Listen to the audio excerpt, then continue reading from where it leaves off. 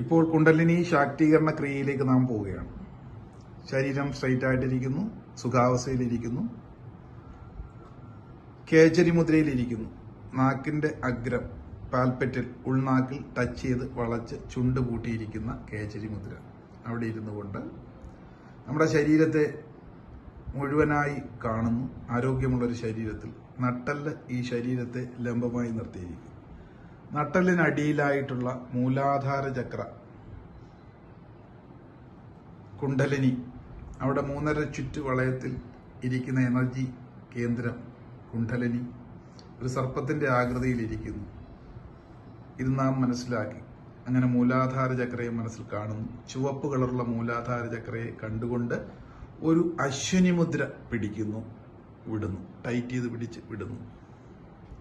അവിടെ നിന്ന് മുകളിലേക്ക് ആ എനർജി ഫ്ലോ സംഭവിക്കുന്നതായി സങ്കല്പിച്ചുകൊണ്ട് സ്വാധിഷ്ഠാന ചക്രയിലേക്ക് വരുമ്പോൾ ഓറഞ്ച് കളറായി മനസ്സിൽ കാണുന്നു. ഓറഞ്ച് കളർ ഒരു അശ്വിനി മുദ്ര കൂടെ പിടിച്ചു വിടുന്നു.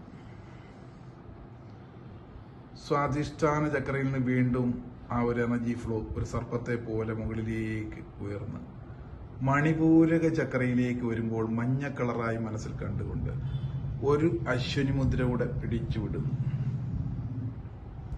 അവിടെ നിന്നും മുകളിലേക്ക് ആ ഒരു എനർജി സഞ്ചരിച്ച് ഒരു സർപ്പത്തെ പോലെ എഴിഞ്ഞ് മുകളിലേക്ക് അനാഹത ചക്രയിലേക്ക് വരുമ്പോൾ പച്ച കളർ മനസ്സ് സങ്കല്പിക്കുന്നു.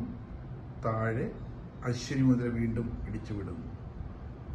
അവിടെ നിന്ന് മുകളിലേക്ക് വിശുദ്ധിയിലേക്ക് വരുന്നു. തൊണ്ടയുടെ ഭാഗത്ത് നീല കളർ സങ്കല്പിക്കുന്നു. താഴെ വീണ്ടും ഒരു അശ്വിനി മുദ്ര പിടിച്ച് വിടുന്നു.